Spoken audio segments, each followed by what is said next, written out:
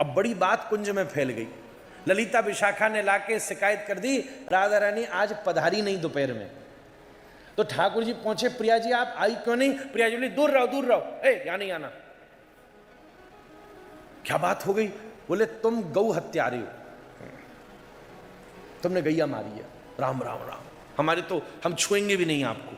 ठाकुर जी बोले राम राम कैसी बात करो प्रिया जी, मैं तो गोपाल हूं, गोविंद हूं, मैं तो गैया की सेवा करूं, मैंने तो कुछ नहीं किया आज तक।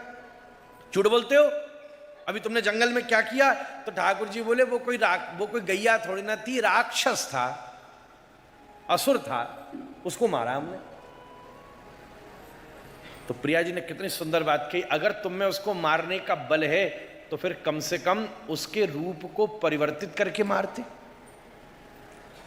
था तो वो गैया के वेश में ही, और हमारे यहां तो गैया इष्ट है।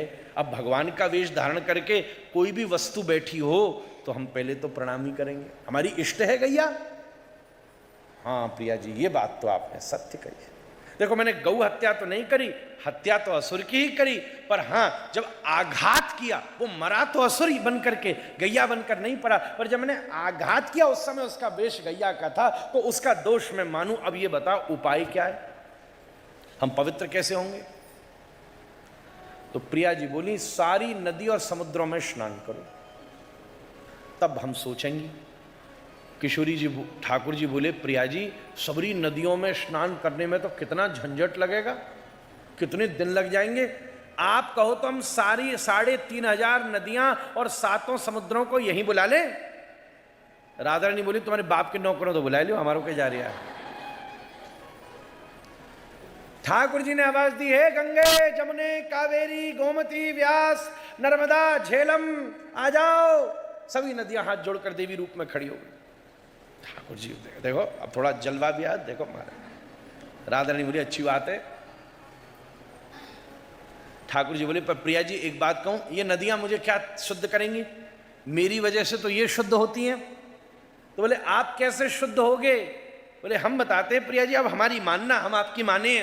क्या? बोले बैठो यहां विराजमान हो।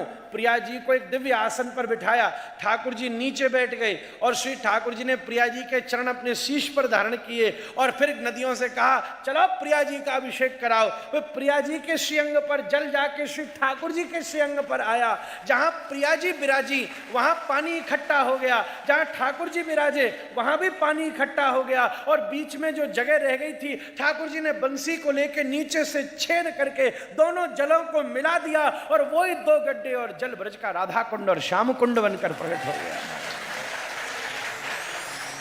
वही राधा कुंड श्याम कुंड जहां पर चैतन्य महाप्रभु जाकर के 500 वर्ष पहले कहते क्या